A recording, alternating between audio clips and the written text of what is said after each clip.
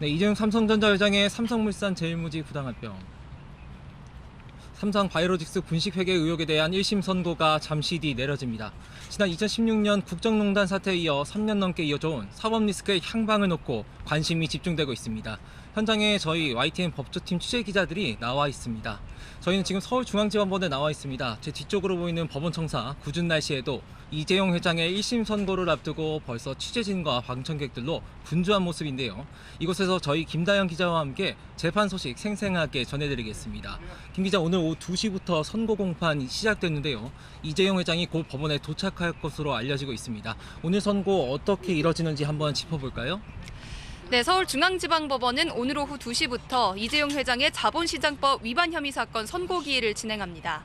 삼성물산과 제일모직 합병 승인으로부터는 8년 7개월, 2020년 9월 기소된 뒤로는 3년 5개월 만에 내려지는 사법부의 첫 판단입니다. 삼성그룹의 컨트롤타워 역할을 했었던 옛 미래전략실 간부들도 함께 재판에 넘겨졌습니다. 이 회장을 비롯해서 최지성 전 미전실장과 장충기 전 미전실 차장, 그리고 김종중 전 미전실 전략팀장 등 모두 14명이 오늘 1심 선고를 앞두고 있습니다. 이번 사건을 숫자로 한번 살펴볼까요? 그래픽이 준비되어 있습니다. 이 사건은 검찰 수사에만 1년 9개월이 걸렸습니다. 기소 후 재판만 106번, 검찰 수사 기록은 19만 페이지에 달합니다. 제출된 증거가 2만 3천여 개, 또 증인 신문은 80여 명을 상대로 이뤄졌습니다. 여기에 의견서 600여 개라는 기록까지 남겼는데요. 1심 판단이 나오는 데까지 오랜 시간이 소요된 이유입니다. 법정 공방만 3년 넘게 이어진 만큼 재판부가 최종적으로 유무죄 여부와 형량을 밝히는 주문을 읽는 데까지도 상당한 시간이 걸릴 전망입니다. 길게는 2시간에서 3시간까지 걸릴 거라는 관측도 나오고 있습니다. 원래는 지난달 26일이 선고 예정이었는데 막판까지 양측이 추가로 의견서를 내는 등 공방이 이어져서 재판부가 추가로 기일을 잡았습니다. 네, 최종 선고까지 시간이 오랜 시간이 걸릴 거라는 전망이 나오는 것은 아무래도 이 회장이 받는 혐의가 방대하기 때문일 텐데요. 사건의 내용과 주요 혐의도 한번 짚어보겠습니다. 네, 이 사건의 발단은 지난 2015년 삼성물산과 제일모직의 합병 과정으로 거슬러 올라갑니다. 당시 이 합병은 실질적인 삼성그룹 지주회사의 탄생이자 이재용 삼성전자 회장의 경영권 승계 핵심 절차로 여겨지면서 주목을 받았었는데요. 두 회사는 2015년 5월 이사회를 거쳐 제일모직 주식 한 주와 삼성물산 주식 약 3주를 바꾸는 합병 비율 1대 0.35의 조건으로 합병을 결의했습니다. 합병 결과 이 회장은 지주회사격인 통합 삼성물산의 지분 16.4%를 보유해 최대 주주로 등극하게 됩니다. 그런데 여기서 합병 비율이 문제가 됐는데요. 삼성물산 주주에게 지나치게 불리하게 산정된 반면 제일모직 지분 23.2%를 보유한 대주주였던 이 회장에게는 지나치게 유리한 조건으로 그룹 지배력을 확보할 수 있었다는 겁니다. 합병 전후 지배구조 변화를 자세히 한번 살펴보겠습니다. 이 회장이 성공적으로 경영권을 승계하려면 그룹 전체 시가총액의 3분의 1을 차지하는 삼성전자에 대한 지배력 확보가 관건이었는데요. 여기서 눈여겨봐야 할 게 바로 삼성물산이 보유하고 있던 삼성전자의 지분입니다. 합병 전 삼성전자에 대한 이 회장의 직접 지배력은 제일모직을 통한 7.21%에 불과했지만 합병 이후 통합 삼성물산이 보유한 삼성전자의 지분 4.06%까지 안정적으로 확보하게 되면서 그룹 전체에 대한 지배력을 다지게 됐습니다. 검찰은 이 과정에서 그룹의 컨트롤타워 격인 미래전략실 주도로 각종 부정거래가 이루어졌다고 판단하고 있습니다. 당시 제일모직 대주주였던 이 회장의 입장에서는 모직의 가치가 높아지는 게 합병에 유리했기 때문에 삼성물산의 주가는 낮추고 반대로 제일모직의 주가는 띄우기 위해서 거짓 정보와 허위 호재를 유포했다는 겁니다. 또 주요 주주 매수와 불법 로비, 자사주 집중 매입을 통한 시세 조종 등을 저질렀다고 검찰은 의심하고 있습니다. 또 검찰은 이 과정에서 삼성이 불법 논란을 차단하기 위해서 제일모직의 자회사였던 삼성바이오로직스의 분식 회계까지 저질렀다고 보고 있습니다. 그 결과 삼성물산은 기업 가치를 제대로 평가받지 못하고 투자자들에게 큰 손해를 입혔다는 게 바로 검찰의 논리입니다. 그렇습니다. 검찰은 이런 조직적인 범죄의 지시자이자 공모자로 이재용 회장을 지목을 했습니다. 지난해 11월 17일 결심 공판에서 이 사건을 총수의 승계를 위해서 자본시장의 근간을 훼손하고 삼성식 반칙의 초격차를 보여준 사건이라면서 징역 5년과 벌금 5억 원을 구형했는데요. 반면에 이 회장 측은 당시 합병이 합리적 경영 판단이었고 이후 경영 실적이 개선됐다는 점을 근거로 무죄를 줄곧 주장해 왔습니다. 이 회장도 미리 준비해온 원고 낭독하면서 최후 진술을 나섰는데요. 이 회장은 자신의 진분을 늘리기 위해서 다른 주주에게 피해를 준다는 생각은 맹세코 상상조차 한 적이 없다면서 모든 역량을 온전히 앞으로 나아가는 데만 집중할 수 있도록 다시 한번 기회를 달라고 호소했습니다. 검찰 구형이 내려진 직후 이재용 회장의 모습 잠시 보고 오겠습니다. 1심 재판 3년 만에 마무리됐는데 소감 한 말씀 부탁드립니다. 혹시 검찰 구형량에 대해서는 좀 어떻게 생각하시나요? 선고 결과 어떻게 예상하시나요? 네, 보신 것처럼 당시 이재용 회장 검찰 구형이 이뤄진 직후 침중한 표정 감추지 못했습니다. 그런데 구형 정도로 놓고는 무겁다 가볍다 법조계 해석이 엇갈린다고요? 네, 흔히 재벌 총수 일가가 법정에 나설 때마다 나오는 얘기가 있습니다. 징역 3년에 집행유예 5년, 이른바 3.5 법칙입니다. 징역 3년이 집행유예를 선고할 수 있는 마지노선인데 이 징역 5년을 구형한 검찰의 주장이 받아들여진다면 이 회장은 실형을 피할 수가 없습니다. 이 틀에 비춰보면 분명히 가볍지 않은 것은 맞는데 실제로 적용된 혐의와 법정형에 비춰서 다시 한번 따져볼 필요가 있겠습니다. 이 회장에게 적용된 죄목은 자본시장법 위반과 업무상 배임, 그리고 외부감사법 위반의 3가지인데요. 자본시장법 혐의만 봐도 얻은 이익이 50억 원 이상이면 징역 5년 이상으로 처벌하게 규정이 되어 있습니다. 그러니까 검찰 입장에서는 최소의 형량을 구형한 셈인데요. 물론 구형은 재판부에 이만큼의 형을 선고해달라고 요청하는 것이고 최종 유무죄 판단과 형량은 오로지 재판부 판단의 영역입니다. 오늘 최종 선고 결과를 지켜봐야 하는 이유입니다. 그렇습니다. 다투는 혐의가 많은 만큼 실제 선고까지 오늘 다소 시간이 많이 걸릴 것으로 보이는데요. 재판부 판단에 있어서 쟁점이 될 만한 부분도 한번 짚어주시죠. 네, 이번 재판에서는 합병 과정에서 위법성 여부는 물론이고요. 이 회장의 구체적인 지시와 가담 여부가 어디까지 인정될지가 관건으로 보입니다.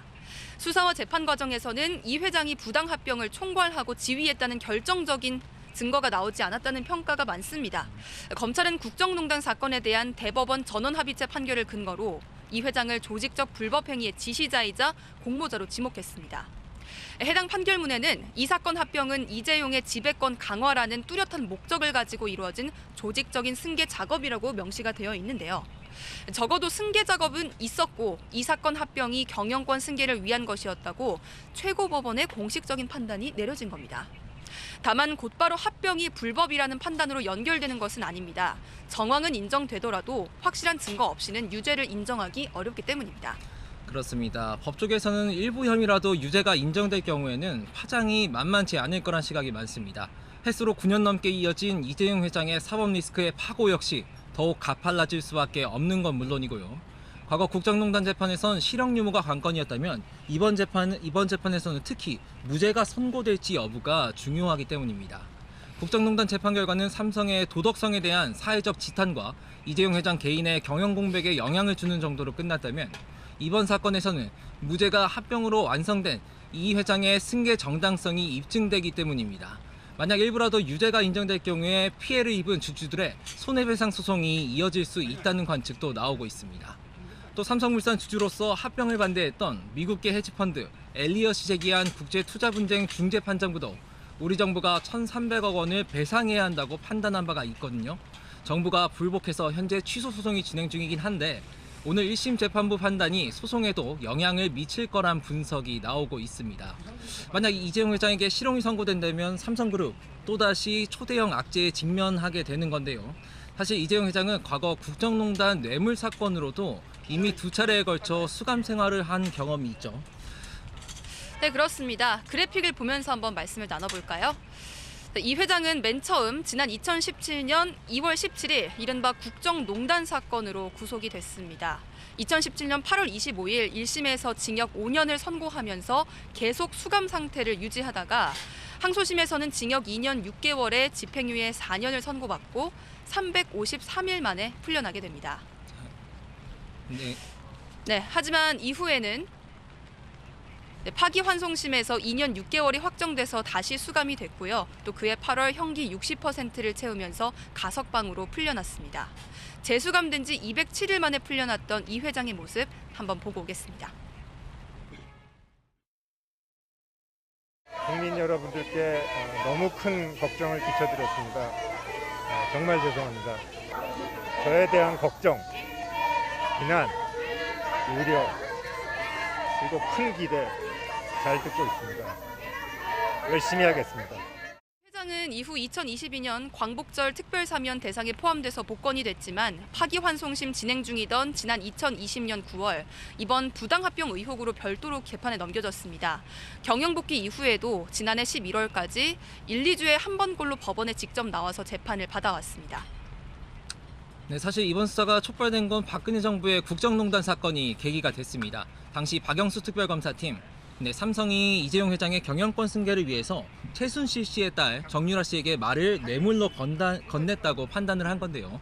엘리엇 등 삼성물산 주주들의 반대로 합병이 무산될 가능성이 커진 상황에서 삼성물산 지분 11.9%를 가진 국민연금이 찬성표를 던지도록 청와대를 상대로 로비를 했다는 겁니다.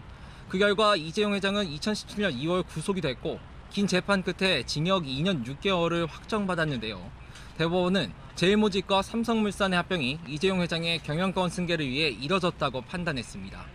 이후 검찰은 승계의 본체인 제일모직과 삼성물산의 합병 과정을 정조준했고 이 사건 수사와 재판으로 이어지게 됐습니다.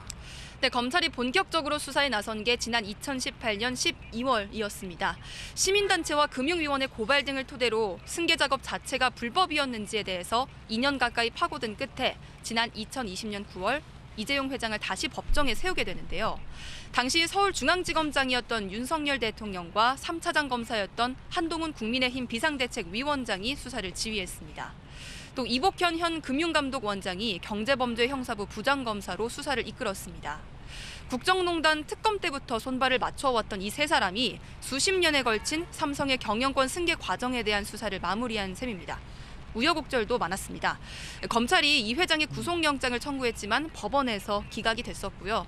또 이 회장 신청으로 열렸었던 대검찰청 수사심의위원회는 2020년 6월 수사 중단과 불기소를 권고했지만 수사팀은 이 회장에게 죄책을 물을 필요가 있다면서 3개월 뒤에 이재용 회장을 재판에 넘겼습니다. 네, 앞서 말씀드린 것처럼 오늘 오후 2시부터 이재용 회장 선고 공판을 앞두고 있습니다. 이재용 회장 아직까지 법원에 도착하지 않았는데요. 현장에서 지금 도착한 경우에 바로 현장 모습 전해드릴 수 있도록 하겠습니다. 김단 기자, 최종 선고까지 시간이 오래 걸릴 거라는 전망이 많이 나오고 있습니다. 이 회장이 받는 혐의가 방대한 상황인데 사건 내용과 주요 혐의를 다시 한번 정리를 한번 해보겠습니다. 네, 아무래도 좀 시간이 지난 사건이기도 하고 혐의가 워낙 많아서 좀 정리하는 데 시간이 필요한데요. 저희가 다시 한번 짚어드리도록 하겠습니다. 이 사건의 발단은 지난 2015년입니다. 삼성물산과 제일모직의 합병 당시로 거슬러 올라가는데요. 당시 이 합병은 실질적인 삼성그룹의 지주회사의 탄생이자 이재용 삼성전자 회장의 경영권 승계 핵심 절차로 여겨지면서 주목을 받았었습니다. 두 회사는 2015년 5월 이사회를 거쳐서 제일모직 주식 한 주와 삼성물산 주식 약 3주를 바꾸는 합병 비율 1대 0.35의 조건으로 합병안을 결의했습니다. 합병 결과 이 회장은 지주회사 격인 통합 삼성물산의 지분 16.4%를 보유해서 최대 주주로 등극을 하게 됩니다. 그런데 여기에서 합병 비율이 문제가 됐습니다. 삼성물산 주주에게는 지나치게 불리하게 산정된 반면에 제일모직 지분 23.2%를 보유한 대주주였던 이재용 회장에게는 지나치게 유리한 조건이 아니었느냐, 이런 이야기가 나온 건데요. 한번 그래픽을 보면서 다시 한번 이야기를 나눠보겠습니다. 합병 전후 지배구조 변화를 자세히 살펴보면요. 이 회장이 성공적으로 경영권을 승계하려면 그룹 전체 시가총액의 3분의 2 이상을 차지하는 삼성전자에 대한 지배력 확보가 관건이었습니다. 여기서 눈여겨봐야 할 것이 바로 삼성물산이 보유하고 있는 삼성전자의 지분입니다. 합병 전 삼성전자에 대한 이 회장의 직접 지배력은 제일모직을 통한 7.21%에 불과했습니다. 그런데 합병 이후를 한번 보면요. 통합 삼성물산이 보유하고 있는 삼성전자의 지분 4.06%까지 이재용 회장이 안정적으로 확보하게 되면서 그룹 전체에 대한 지배권을 공고히 하게 된 겁니다. 검찰은 이 과정에서 각종 불법 행위가 이루어졌다고 봤습니다. 특히 그룹의 컨트롤 타워 격인 미래전략실 주도로 각종 부정거래가 이루어졌다고 판단하고 있습니다. 당시 제일모직 대주주였던 이 회장의 입장에서는 제일모직의 가치가 높아지는 게 합병에 유리했겠죠. 그래서 삼성물산의 주가는 낮추고 반대로 제일모직의 주가는 띄우기 위해서 거짓 정보와 허위 호재를 유포했다는 혐의입니다. 또 주요 주주 매수와 불법적인 로비, 자사주 집중 매입을 통한 시세 조종 등을 저질렀다고 검찰은 의심하고 있습니다. 검찰은 또 이 과정에서 삼성이 불법 논란을 차단하기 위해서 제일모직의 자회사였던 삼성바이오로직스 분식회계까지 저질렀다고 판단했습니다. 그 결과 삼성물산은 기업 가치를 제대로 평가받지 못했고 투자자들에게 막대한 손해를 입혔다는 게 바로 검찰의 논리입니다. 네, 말씀드린 것처럼 검찰은 이런 조직적인 범죄의 지시자이자 공모자로 이재용 회장을 지목한 상태입니다.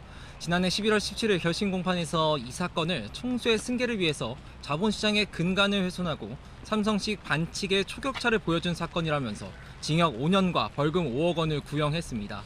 반면에 이재용 회장 측은 당시 합병이 합리적 경영 판단이었고 이후 경영 실적이 개선됐다는 점을 근거로 무죄를 주장해왔습니다. 이 회장도 미리 준비해온 원고를 낭독하면서 최후 진술에 나섰는데요. 이재용 회장은 자신의 지분을 늘리기 위해서 다른 주주에게 피해를 준다는 생각 자체를 해본 적이 맹세코 없다면서 모든 역량을 온전히 앞으로 나아가는 데만 집중할 수 있도록 해달라고 기회를 달라고 호소했습니다. 당시 이재용 회장은 검찰 구형이 이뤄진 후 침중한 표정 감추지 못했었는데요. 근데 구형 정도를 두고도 법 쪽의 해석이 엇갈리고 있습니다. 가볍다, 무겁다 이 판단과 평가가 달라지고 있다는 건데 김다인 기자 어떤 내용입니까? 네, 흔히 3-5법칙이라고 말합니다. 재벌 총수 일가가 법정에 나설 때마다 나오는 얘기인데요. 이 3-5법칙은 징역 3년에 집행유예 5년을 이르는 말입니다. 징역 3년은 집행유예를 선고할 수 있는 마지노선입니다. 징역 5년을 구형한 검찰의 주장이 재판부에서 받아들여진다면 이재용 회장은 실형을 피할 수 없을 텐데요. 이 틀에 비춰보면은 절대 가볍지는 않은 형일 텐데 실제로 적용된 혐의와 법정형에 비춰서 다시 한번 따져볼 필요가 있겠습니다. 이 회장에게 적용된 죄목을 보면요. 자본시장법 위반과 업무상 배임 그리고 외부감사법 위반의 3가지 혐의입니다. 자본시장법 위반 혐의만 봐도 얻은 이익이 50억 원 이상이면 징역 5년 이상으로 무겁게 처벌하도록 규정이 되어 있습니다. 그러니까 검찰 입장에서는 최소 형량을 구형한 셈입니다. 물론 아까 말씀드렸듯이 구형은 재판부에 이만큼의 형을 선고해달라고 검찰이 요청을 하는 거고요. 최종적인 형량은 오로지 재판부에서 결정할 내용입니다. 네, 이 사건 수사 과정에서 우여곡절도 많았습니다. 지금 금융감독원장을 맡고 있는 이복현 당시 경제범죄형사부 부장검사가 수사를 이끌었고요. 국정농단 특검 때부터 손발을 맞췄던 윤석열 당시 서울중앙지검장 그리고 한동훈 당시 서울중앙지검 한동훈 3차장 검사가 수사를 지휘하면서 수십 년에 걸친 삼성의 경영권 승계 과정에 대해서 수사를 마무리한 셈입니다. 검찰이 이 회장의 구속영장을 청구했었는데 당시 법원에서 기각했었단 말이죠. 근데 이 회장 신청으로서 대검찰청 수사심의위원회도 열렸는데요. 2020년 6월 수사 중단과 불기소를 권고했는데 수사팀은 죄책을 물을 필요가 없다면서 3개월 뒤에 이재용 회장을 재판에 넘겼습니다. 당시 이재용 회장은 이 수사와 재판에 대해서 이제 약간 강력하게 반발하지는 않았지만 어쨌든 간에 그 부분에 대해서 이제 계속해서 재판에서 무죄를 다퉈왔고 오늘 사법부의 1심 첫 판단이 나오게 됩니다.